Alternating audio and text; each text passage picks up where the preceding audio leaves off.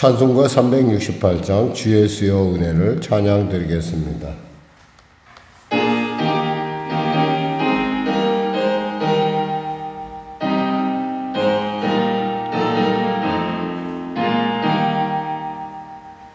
주 예수여 은혜를 내려주사 고충 없게 하옵소서. 잊으리고 목마른 나의 맘에 주 성령을 부으소서.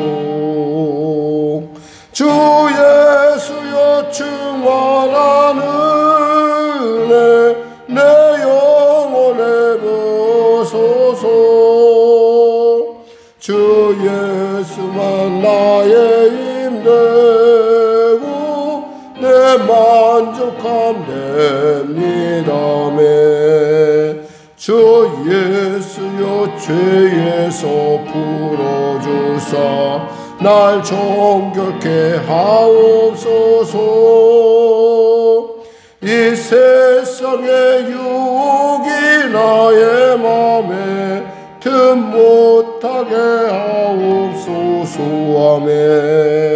주 예수여 충만한 은혜 내 영혼에 부으소서. 주 예수만 나의 힘되고 내 만족함. 찬송가 368장입니다. 옛 야곱이 천사와 씨름하던 그 믿음을 주옵소서. 이세 물결이 융융해도 날 평안케 하옵소서. 아멘. 주 예수여 충만한 은혜 내 영혼에 부으소서. 주 예수만 나의 힘되고 내 만족함 됩니다. 주 예수여 완전한 주의 사랑 나 받기를 원합니다. 그 사랑이 내 맘에 충만하여 날 기쁘게 하옵소서. 주 예수여 충만한 은혜 내 영혼에 부으소서. 주 예수만 나의 힘되고 내 만족함 됩니다. 내 마음에 임하신 주의 성령 늘 계실 줄 믿습니다.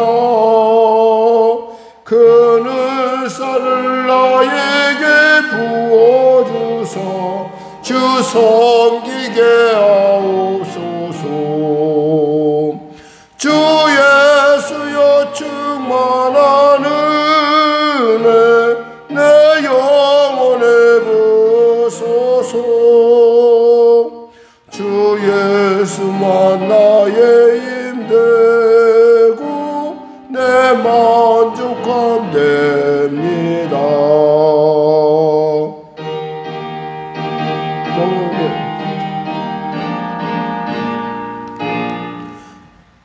우리 기도하겠습니다. 하나님 감사합니다. 오늘도 귀한 아침을 주시고 이 아침에 나왔습니다. 은혜를 부어주소서. 눈을 열으시고 귀를 여시고 내 삶을 열어주시옵소서. 그리스도 안에 있는 그 풍성하고 그 놀랍고 신묘막측한 은혜를 오늘도 주 안에서 누리며 하나님의 영광 나타내는 살아계심을 나타내는 증인의 삶을 살게 하소서. 나라와 민족을 불쌍히 여기시고 복음 통일 평화 통일케 하여 주시고 대통령부터 위정자들 특별히 정치인들과 모든 리더들이 예수 믿고 구원받아서 주님의 사람으로 하나님의 기뻐하심을 이루어가는 귀한 자들로 거듭나게 하여 주시옵소서. 그래요 그들이 서한 그 삶의 현장 가운데 아버지 국민을 두려워하는, 정말 하나님을 두려워하는, 무엇보다도 아버지 성령님의 은혜 가운데 순종할 수 있는 깨어있음이 있게 하여 주시옵소서. 지구촌을 소란하게 한 전쟁이 멈춰지게 하시고, 이 아침에도 육신의 연약함, 심령의 부족함, 또 눌림을 갖고 온 자들, 길을 잃은 자들, 주님 안에서 길을 발견케 하여 주시고, 치료받게 하시고, 자유케 하시고, 응답하여 주시옵소서. 성령의 교회를 불쌍히 여기시고 도와주시고, 하나님 불쌍히 여겨주시고, 불쌍히 여겨주시옵소서. 아울러 성도들의 삶을 붙잡아 주시고 인도하시고, 예수의 살아계심의 증거로 새롭게 하시고, 성령님의 동행하심으로 풍성케 하여 주시옵소서. 오늘도 귀한 아침 주심을 감사하며 거룩하신 예수님의 이름으로 기도드립니다. 아멘. 하나님은 살아계십니다. 오늘 은혜 나누실 말씀은 마태복음 14장 말씀입니다. 신약성경 23쪽입니다. 마태복음 14장 말씀. 우리 하나님 말씀 같이 합독하겠습니다. 그때 분봉왕 헤롯이 예수의 소문을 듣고 그 신하들에게 이르되, 이는 세례 요한이라 그가 죽은 자 가운데서 살아났으니 그러므로 이런 능력이 그 속에서 역사하는도다 하더라. 전에 헤롯이 그 동생 빌립의 아내 헤로디와의 일로 요한을 잡아 결박하여 옥에 가두었으니, 이는 요한이 헤롯에게 말하되 당신이 그 여자를 차지한 것이 옳지 않다 하였음이라. 헤롯이 요한을 죽이려 하되 무리가 그를 선지자로 여김으로 그를 두려워하더니, 마침 헤롯의 생일이 되어 헤로디아의 딸이 연석 가운데서 춤을 추어 헤롯을 기쁘게 하니, 헤롯이 맹세로 그에게 무엇인지 달라는 대로 주겠다고 약속하거늘, 그가 제 어미의 시킴을 듣고 이르되 세례 요한의 머리를 소발에 얹어 여기서 내게 주소서 하니, 왕이 근심하나 자기가 맹세한 것과 그 함께 앉은 자들 때문에 주라 명하고 사람을 보내어 옥에서 요한의 목을 베어 그 머리를 소발에 얹어서 그 여자에게, 그 소녀에게 주니, 그가 자기 어머니에게로 가져가니라. 요한의 제자들이 와서 시체를 가져다가 장사하고 가서 예수께 아뢰니라. 예수께서 들으시고 배를 타고 떠나사 따로 빈들에 가시니, 무리가 듣고,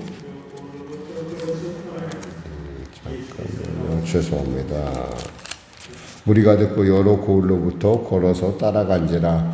예수께서 나오사 큰 무리를 보시고 불쌍히 여기사 그 중에 있는 병자를 고쳐주시니라.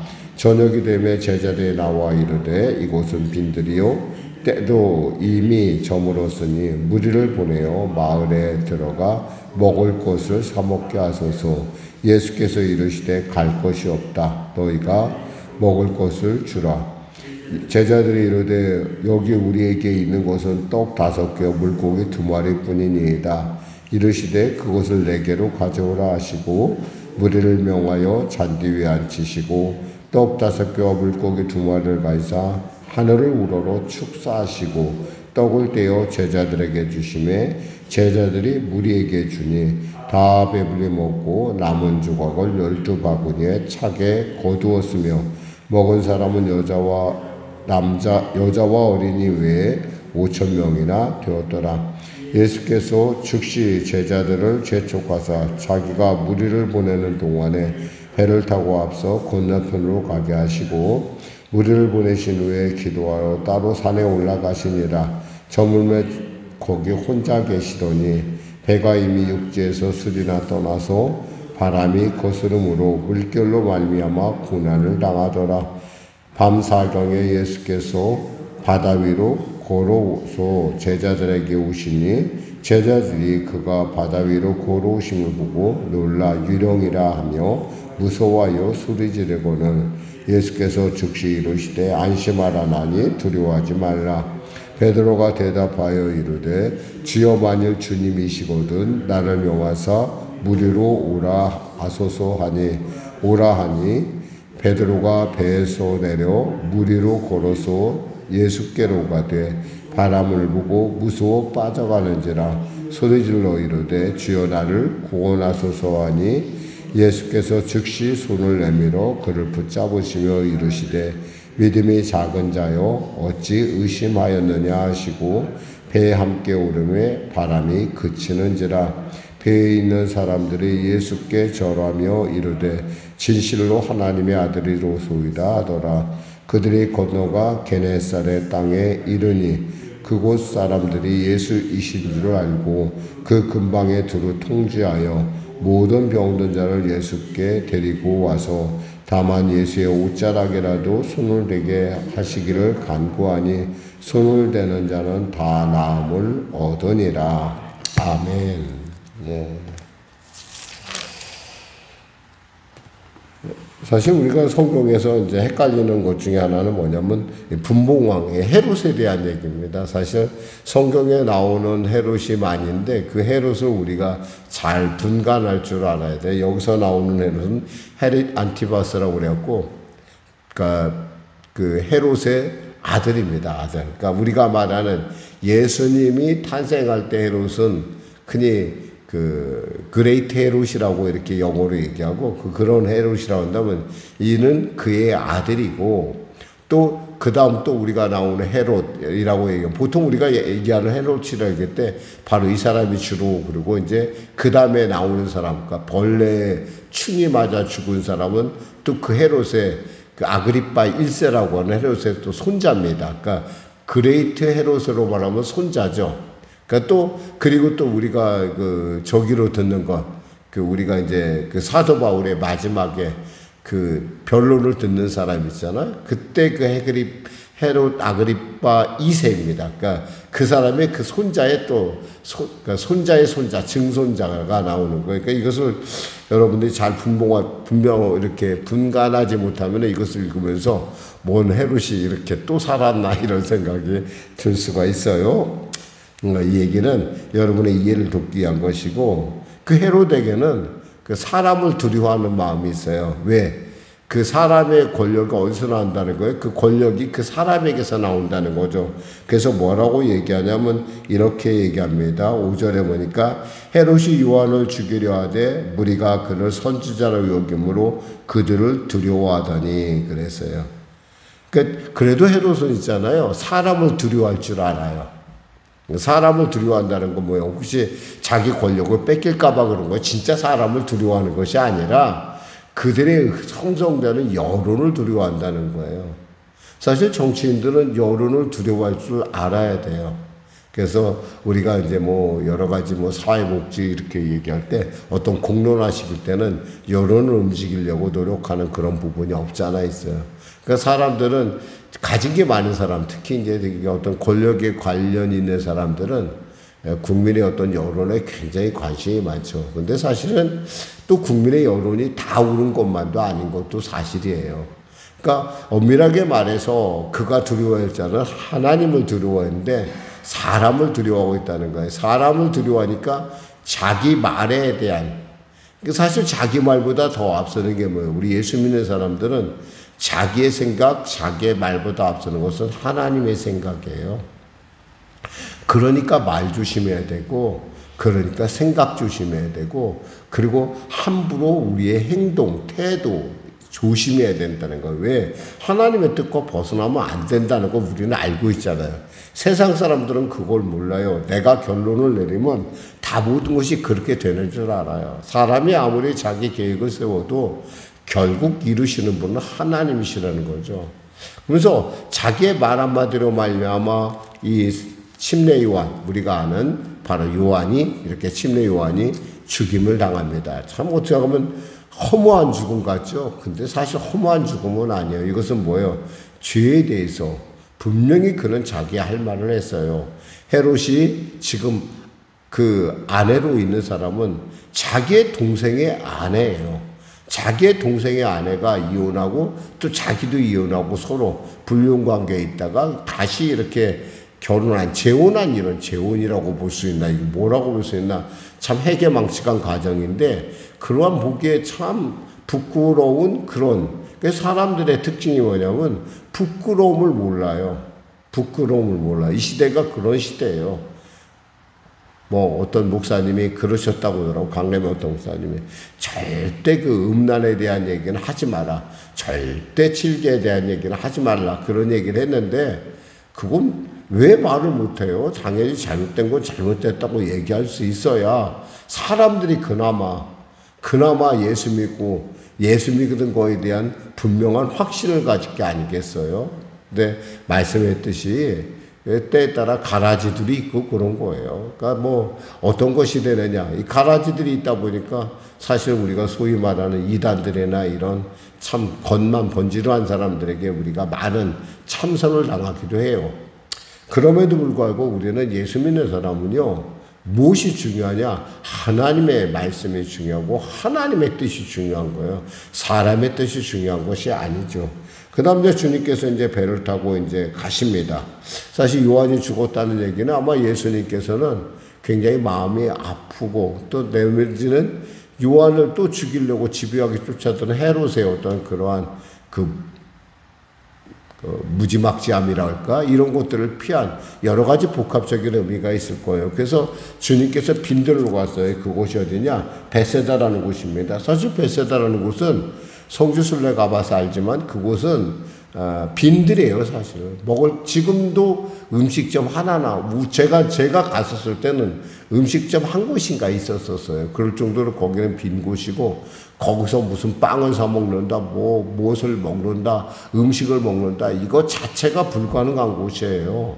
근데 그곳이 예수님께서 이 말씀을 전하시거나 이럴 때 그 무대로 사용했던 곳은 그곳이 잔디가 비교적 많고 비교적 하나님의 말씀 전하기에 좀 공간이 참 충분하게 좋은 부분이 없지 않아 있어요. 모르겠어요. 제가 곳곳을 갈릴리 호수 곳곳을 게네사렛 호수 곳곳을 간 것은 아니었기 때문에 다 알 수는 없겠지만은 보면은 이 게네사렛 호수에서 즉 갈릴리 호수 밑에서 이렇게 말하던가 또 산 위에서 말하는 어떤 그런 부분들이 아주 굉장히 그 말이 잘 전달될 수 있는 조건을 갖고 있는 곳이기도 해요. 이곳이. 근데 이제 이들이 말씀을 전하다 보니까 어떻게 됐어요? 15절이니까 날이 이미 저물었으니 되겠어요. 날이 저물었어요. 그러니까 나물이 저물었다는 얘기는 예수님이 어디서 말씀을 전했을까도 추정이 가능해요. 왜냐하면 날이 저물었다는 얘기는 예수님께서 산 위에서 설교를 하셨다는 얘기예요. 왜냐하면 그러니까 낮에는 바람이 산에서 이 호수 쪽으로 불어요. 그런데 이 새벽녘이 되면은 바람이 어디로 부냐면 호수에서 산으로 올라가요. 그러니까 이런 부분들을 우리가 사실 알려면 어떻게 돼요?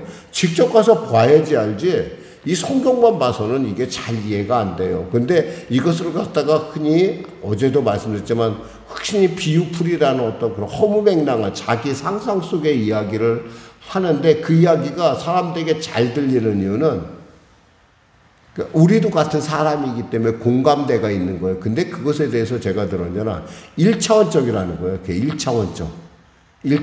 근데 실제로 가서 보면 상황이 이해가 돼.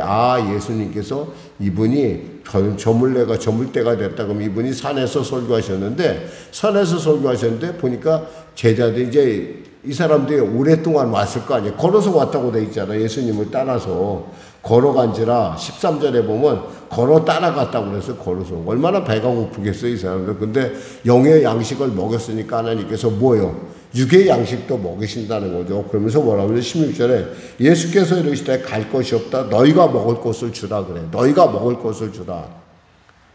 참 제자들에게는 황당하죠. 자기들도 먹을 것이 없는 판에 우리가 먹을 것을 주다니. 그런데 거기서 안드레라는 사람이 있었고 어떤 소년 하나가 나오죠. 그 소년은 예수님의 말씀을 듣기 위해서 보리떡 5개, 물고기 2마리 참 자기 간식거리로 자기 저녁으로 가져왔을 거예요. 애기가 혼자 먹기도 부족할 텐데 그것을 갖다가 내놓는. 참 보통 이 사건이 그냥 이렇게 이루어진 일 같지만 참 그렇지 않다라는 걸 우리는 사복음서를 통해서 알 수가 있죠. 그래서 주님께서 그것을 가져오라 그럽니다. 그러니까 이미 가져오라 하셨을 때는 이미 주님께 방법이 있다는 거예요. 여러분 있잖아요. 우리에겐 방법이 없을 수 있어요. 우리는 어쩔 때는 내 마음도 내 마음대로 주체할 수 없는 그러한 참 부족한 자예요. 여러분 갑자기 슬퍼질 때가 있고 또 답답해질 때가 있어요. 여러분 마음은 여러분도 자신을 모르겠어요. 근데요, 그 마음이 슬프고 그런 것을 그것을 주님 앞에 맡겨드리면 주님의 영광이, 주님의 기뻐하심이 나타나는 그런 역사가 나타난다는 거죠. 그러니까 주님께 올려놓는 거예요. 내 빈 마음, 내 상처, 내 아픔, 부끄러움, 모든 거 다 주님께 올려놓으세요. 그럼 거기서부터 주님의 오병이어 기적이 나타난다는 거예요. 그러니까 주님께서 무리를 앉히시고라는 말이 있어요. 앉히시고, 이 앉히시고라는 말이 무슨 뜻인 거 아니에요? 그냥 이렇게 자리에 앉는 것이 아니라 비스듬하게 눕는 거예요. 비스듬하게. 이 얘기는 뭐예요? 잔치자리가 열렸다는 거예요. 이 안에. 앉히시고라는 말에는 우리가 읽을 수 있는 것은, 아, 잔치자리가 열렸구나. 그러면 뭐예요? 시종들은 누구예요? 예수님의 제자들인 거예요. 먹을 것을 갖다 주는 거예요. 이것을 여러분이 믿음의 눈으로 바라보면, 주님께 가면 먹을 것이 있어. 주님께 가면 내 마음이 편해. 주님께서 가면, 그렇죠. 우리가 앉아서 비스듬히 누우는 곳은 어디서 누워요? 사람이 누울 때도 있어야, 누울 때도 누울 곳을 보고서 누워야 된다고 하잖아요. 아, 주님께서 누우라고 하셨잖아요. 앉히셨다는 얘기예요. 그리고 떡 5개, 물고기 2마리를 가지고 주님이 축사하십니다. 감사의 기도하시죠. 참 세상 사람들이 보면 도대체가 이해가 안 되는 부분들이에요. 근데 우리는 이해가 돼요. 하나님이 열면 닫을 자가 없다는 걸 알거든요. 하나님이 주시면 된다는 걸 알아요. 그러니까 앉으니까 거기서 주님께서 떡을 나눠 주십니다. 참 놀라운 일이 나타나는 거죠. 그러고 보니까 먹은 사람이 여자와 어린이 외에 5,000명이나, 남자들만 5,000명이 됐다는 거예요. 그러니까 말하면 2만 명이나 되는 사람이 이 보리떡 5개, 물고기 2마리로 아주 충분하게 먹었다. 12광주리가 남았다고 했어요. 그러면서 주님께서 이제 무리를 걸으십니다. 왜 무리를 걸을 수밖에 없었는가? 사실 여러분이 이것이 어떻게 와닿는지 모르겠어요. 이 사건은, 무리로 걷는 사건은. 사실 지금 이 예수님이 사실 때 그 당시에는 불이 한 점도 없어요. 한번 생각해 보세요. 캄캄한데 아무것도 안 보이는데 예수님의 그 돛담배만 불이 켜 있을 거 아니에요. 그것만 불을 켜놨을 텐데 거기에 뭔가 시커먼 것이 쓱 온다고 해보세요. 그럼 어떻게 그걸, 특히 이 유대의 전설 같은, 유대에는 이런 얘기가 있어요. 바다나 이런 강가에 나오는 것은 괴물이다, 귀신이다, 이런 생각, 그런 것들이 전해져 내려오는 그 야사 같은, 우리는 전설 따라 삼천리 같은 그런 이야기가 있어요. 그래서 그 차도 지금 바다가 거꾸로 말씀드렸지만 밤에 이제 마치 분지같이 세워져 있기 때문에 낮에 이제 밤이 이제 밤에 몰아치기 시작합니다. 이제 몰아치니까 어떻게 되겠어요? 바다로 묻히니까 바다 물결이, 흔히 말해서 호수 물결이 출렁출렁 되지 않겠어요? 그런데 사실 여기에 제자들은 이 갈릴리 호수에서 잔뼈가 굵은 사람들인데도 불구하고 그들이 힘들었다, 이렇게 되어 있어요. 보면은 24절에 배가 이미 육지에서 수리나 떠나서 바람이 거스름으로 물결로 말미암아 고날 나가더라. 정말 심한 풍랑이 있었던 것 같습니다. 밤 사경이라고 쓰니까 밤 사경. 이스라엘 사람들은 밤을 4등분을 해요. 4등분. 밤 6시부터 새벽 6시까지 4등분 하거든요. 그러니까 사경이라고 그러면 이것은 3시부터 9시 사이, 그러니까 3시부터 6시 사이를 얘기하는 거예요. 그러니까 남들 참참 잘 때 주님께서 밤새 기도를 하셨다는 얘기예요. 철야 기도를 하시고 주님께서 걸어서 내려오십니다. 정말 놀랍죠. 그런데 여기서 베드로가 주여, 이거 정말 우리가 잘 알아야 돼. 예수 28절, 29절에 보면 베드로가 대답하여되 주여 만일 주님이시거든 나를 명하서 무리로 오라 하소서 하니, 오라 하시거늘. 베드로가 지금 받은 것은 뭐예요? 이것을 우리는 가리켜 레마라고 얘기해요. 로고스는 로고스인데 내게 해당하는 로고스라는 거예요. 근데 사람들이 뭐라고 생각해요? 베드로도 걸었으니 나도 걸을 수 있다고 생각하는 거야. 아니요, 여러분. 하나님이 말씀하시면 걸을 수 있어요. 예수님의 말씀이 여러분의 레마로, 이것이 확실하게 내 말씀이다 싶으면 여러분 그대로 따라가면 돼요. 근데 내 말씀도 아니고 남의 말씀 갖고 자기 말씀으로 착각하지 말라는 거예요.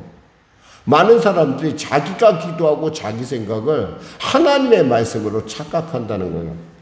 며칠 전에 어떤 분하고 이야기를 했어요. 얘기를 할 만한 시간도 없겠지만은 그분은 성격을 제가 너무 잘 알거든요.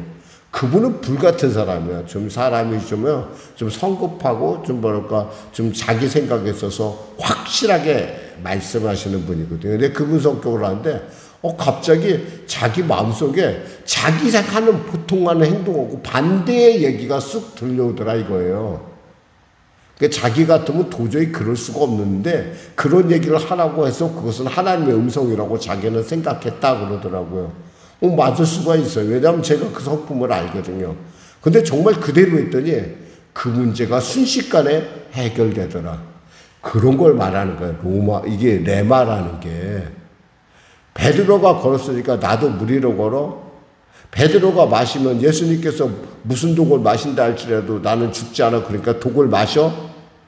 이건 아닌 거예요. 정말 우리가 하나님의 말씀을 잘 분간할 줄 알아야 돼요. 말씀 맺겠습니다. 사랑하는 성도 여러분, 우리가 있잖아 하나님의 말씀을 때 우리가 두려워해야 될 것은 무엇일까요? 흔히 두렵다 여기서 얘기하는 거예요. 포비아라는 말인데 이 두렵다 무엇을 두려워야 되냐? 우리는 하나님의 말씀을 두려워야 되고 하나님의 생각을 두려워야 돼요. 아무리 내 생각 내 방법이 내게 지금 그 상황밖에 된다 하더라도 하나님이 아니면 아닌 거예요. 하나님이 열면 열리는 거예요. 하나님이 기뻐하라면 기뻐하는 거예요. 일단 기뻐하고 보는 거예요. 왜? 주님이 내게 분명히 이유가 있으니까. 빈들에 앉으라고 했잖아요. 앉으라고 한 것이 아니라 누워있으래. 잠깐 기대어 있으라는 얘기예요. 뭐가 하나님께서 잔치를 주시겠다는 거예요. 아무것도 보이지 않고 만져주고 들려지는 거 없어요. 근데 주님께서 여기서 우리에게 앉으라고 했어요. 기대어 있으라고 했어요. 그럼 거기엔 뭐예요? 하나님의 역사가 나타난다는 거예요. 우린 그것을 바라보고 무리를 걷는 사람이에요. 오늘 하루도 여러분의 삶 가운데 많은 도전이 있을 거예요. 그때 여러분 하나님의 말씀을 따라가세요. 힘들고 어렵고 남들이 보기에는 참 저게 될까 싶지만 하나님이 열면 열린다는 걸 우리는 아는 사람이잖아요. 그 사실을 세상에 알려야 되는 게 우리란 말이에요. 그래서 우리가 그런 행동을 안 하면 세상 사람들은요, 하나님의 나라가 그저 머릿속에만 있는 나라인 줄 알아요. 우리가 믿는 하나님의 나라는 살아계신 하나님의 나라예요. 지금도 내 안에 역사하신 하나님의 나라예요. 지금도 내 마음을, 가슴을, 심장을 두근거리하게 하는 하나님의 나라라는 거예요. 그 나라를 맛보려면, 나타내려면 말씀으로 누가 따라가겠어요? 저 집사가 따라가? 저 장로님이 따라가? 아니에요. 내가 따라가야 돼, 내가. 그것을 보고 세상 사람들이 깨닫죠. 오, 하나님의 나라가 이미 우리에게 임하였구나. 하나님의 나라 살아계시구나. 할렐루야. 기도하겠습니다. 감사합니다. 말씀을 전했습니다. 사랑하는 성도들의 삶 가운데 살아계신 하나님의 나라, 오늘도 맛보아 살아가는 놀라운 성도가 될 수 있도록 주여 축복하여 주시옵소서. 감사하며 예수님의 이름으로 기도드립니다. 아멘. 우리 말씀 생각하고 찬양 드리겠습니다. 찬송가 523장입니다.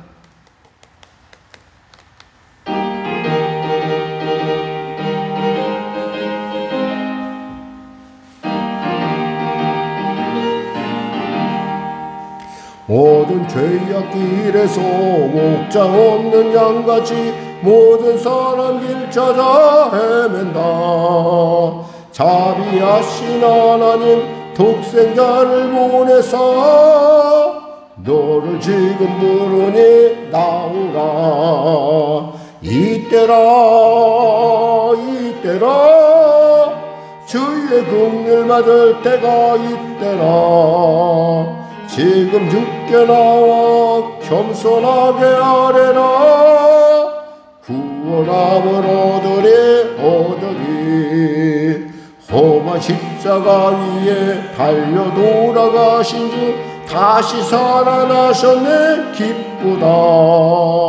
죄인 구원하실 때 어서 주께 나와 그 신은혜 구하라 구하라매 이때라 주의 긍휼 받을 때가 이때라. 지금 주께 나와 겸손하게 아뢰라. 구원함을 오더리 세월 빨리 흐르고 세상 친구 가는데 너의 영혼 오늘 밤 떠나도 주의 구원 받으면 천국에서 영원히 주와 함께 살리라 이때라 주의 긍휼 받을 때가 이때라. 지금 주께 나와 겸손하게 아뢰라. 구원함을 오더리. 하늘에 계신 우리 아버지의 이름을 거룩하게 하시며 아버지의 나라가 오게 하시며 아버지의 뜻이 하늘에서와 같이 땅에서도 이루어지게 하소서. 오늘 우리에게 일용할 양식을 주시고 우리가 우리에게 잘못한 사람을 용서하여 준 것 같이 우리 죄를 용서하여 주시고 우리를 시험에 빠지지 않게 하시고 악에서 구하소서. 나라와 권능과 영광이 영원히 아버지의 것입니다.